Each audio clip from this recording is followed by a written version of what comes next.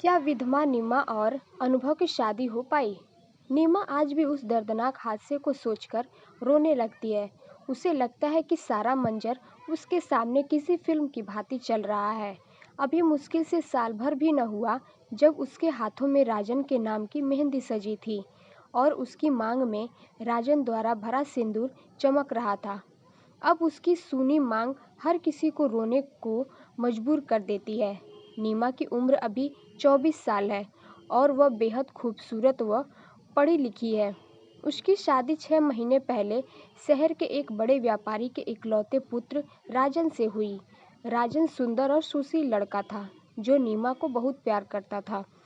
उनके प्यार को शायद किसी की नज़र लग गई और राजन की सड़क दुर्घटना में मृत्यु हो गई। उसकी मौत के बाद उसके घर वालों ने नीमा को बेसहारा करके उसके मायके भेज दिया। तब से नीमा यहीं रहती है। उसके पिता शहर से बाहर रहते हैं। वह उनकी इकलौती बेटी है। प्रकृति न जाने क्यों ऐसे तकलीफ देती है जिसमें मनुष्य न जी सकता न मर सकता।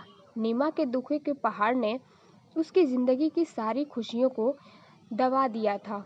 उसकी यौवन से सजी बगिया आज वीरान हुई थी। जिस उम्र में उसकी सहेलियों ने अपने परिवार को बढ़ाने और पति के साथ अलग अलग जगहों पर घूमने के प्लान बना रही, उस उम्र में वह अकेली सिसकती है। नीमा के घर की बगल में महेश का घर है। उनके घर में कई लोग किराए पर रहते हैं। उनमें ही एक है अनुभव, जो पेशे से एक अखबार में काम करते हैं। उनकी उम्र 28 साल होगी। वे लंबे कद, सुंदर चेहरे व बढ़िया कद काठी के मालिक हैं। वे नीमा को उसकी शादी के पहले से काफ़ी पसंद करते हैं, लेकिन कहने से डरते हैं। आज वे बालकनी में खड़े थे कि नीमा छत पर कपड़े डालने आई। उन्होंने उसको देखा। उसको देखते ही उनको अपने प्रेम की अनुभूति फिर से उमड़ पड़ी। नीमा का सफ़ेद बदन धूप में चमक रहा था। उसके लंबे कमर तक के बाल अपनी लटों में किसी को उलझाने के लिए पर्याप्त थे। उसका यौवन किसी भी को आकर्षित करने में महारथी था। अनुभव उसको देखता रहा। एक दिन उसको नीमा बाजार में मिली। उसने कहा, नीमा, मुझे तुमसे कुछ बात करनी है। नीमा ने कहा, बोलो अनुभव। दोनों एक दूसरे को अच्छे से जानते थे। कोई पहली बार नहीं था कि वह उससे बात कर रही थी। एक दोस्त के नज़रिए से दोनों अक्सर बात किया करते थे। अनुभव ने कहा, कहीं बैठकर बातें करें। दोनों बगल के पार्क में चले गए। नीमा ने कहा, बोलो अनुभव। अनुभव ने कहा, नीमा, सच कहूँ, मुझसे तुम्हारा दुख देखा नहीं जाता। मैं शुरुआत के दिनों से ही तुम्हें बहुत पसंद करता हूँ।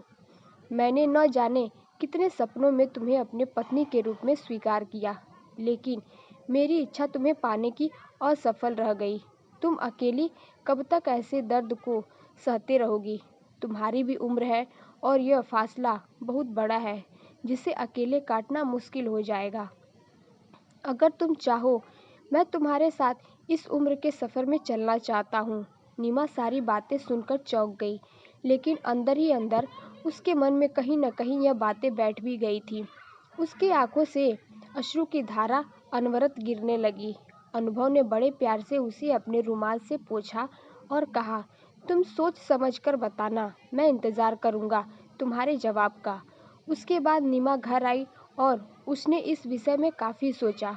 उसको उसकी उम्र काटने की बातें घर कर गई थी, लेकिन उसके हृदय में अभी राजन का चेहरा बसा था। लेकिन कहते हैं ना कि वक्त बड़ा बलवान होता है, जो दिल से लोगों को निकाल भी फेंकता है और किसी अनजान को बसा भी देता है। नीमा लगभग 1 महीने न अनुभव को दिखी न मिली। एक दिन उसके घर की घंटी बजी और जब उसने दरवाज़ा खोला तो सामने अनुभव खड़ा था। उसने कहा, अंदर आने को नहीं कहोगी? नीमा ने उसे अंदर बुलाया और फिर चाय के लिए पूछा, लेकिन अनुभव ने मना कर दिया। अनुभव ने उसको बैठाया और उससे फिर अपने सवाल का जवाब मांगा। नीमा ने कहा, अनुभव, मुझे तुम्हारी बातों ने बहुत प्रभावित किया, परंतु एक विधवा से शादी करना क्या तुम्हारे घर वाले स्वीकार करेंगे? अनुभव ने कहा, माने या ना माने, मैं तुमसे ही करूँगा। नीमा को न जाने क्यों उस पर विश्वास करने को दिल कह रहा था, लेकिन वह यह भी जानती थी, इस समाज में आज भी बहुत सी कुरीतियों और रूढ़िवादी सोचों का कब्जा है जो उसके मिलन में बाधा पैदा करेगी। लेकिन फिर भी उसने सबसे लड़ने का फैसला कर अपनी जिंदगी में आगे बढ़ने को सोच लिया और अनुभव के प्रस्ताव को मान लिया। धीरे धीरे दोनों का साथ घूमना, मिलना, घर आना जाना भी शुरू हो गया। नीमा के घर में सिर्फ उसके पिताजी थे जो अक्सर शहर से बाहर रहते थे। उनको नीमा ने सब बता दिया और वे भी बहुत खुश थे कि उनकी बेटी जिंदगी में आगे बढ़ना चाहती है। एक पिता के लिए इससे खूबसूरत खबर क्या हो सकती थी। एक दिन नीमा अनुभव के घर गई। दरवाज़ा खुला था। वह सीधे अंदर गई। तभी किसी ने उसकी कमर को पकड़कर अपनी बाहों में भींच लिया।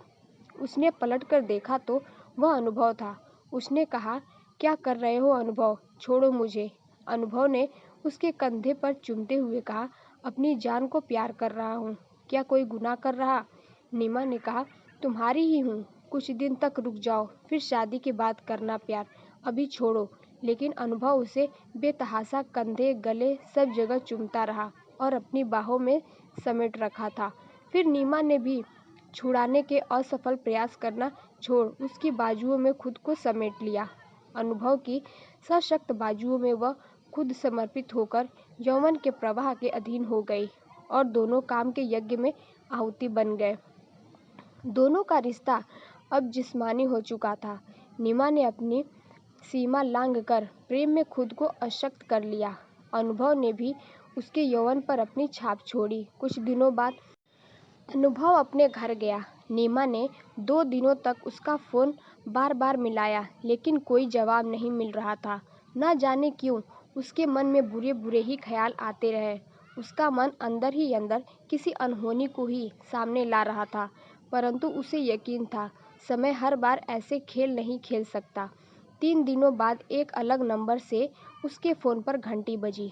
उसने तपाक से फ़ोन उठाया और बोली, हेलो, कौन? उसे जरा भी देर नहीं लगी कि दूसरी तरफ अनुभव था। नीमा ने धड़ाधड़ प्रश्नों की बौछार कर अनुभव को बोलने के मौके का रास्ता अवरुद्ध कर दिया। अनुभव बोला, नीमा, तुम सच में मुझसे प्यार करती हो? नीमा ने कहा, पागल हो, अगर नहीं करती तो सारी सीमाएं तोड़कर खुद को तुम में समर्पित न करती।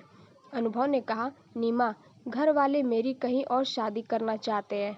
वे तुम्हारे और मेरे रिश्ते के विरुद्ध है। हम दोनों चलो भागकर शादी कर ले। नीमा स्तब्ध मौन थी। वह न हाँ बोल रही न ही मना कर रही। उसको जिस बात का डर था आखिर वही हो रहा था। उसे पता था कि यह समाज एक विधवा को अभी भी अछूत और कलंकित समझता है। उसने फ़ोन रख दिया और फूट फूट कर रोने लगी, मानो सालों पहले बीता वही मंजर जिसे वह भुला चुकी थी फिर से आ गया हो। अगले दिन सुबह उसके दरवाजे पर दस्तक हुई और उसने दरवाज़ा खोला। सामने अनुभव खड़ा था। उसके कंधे पर एक बैग लटक रहा था।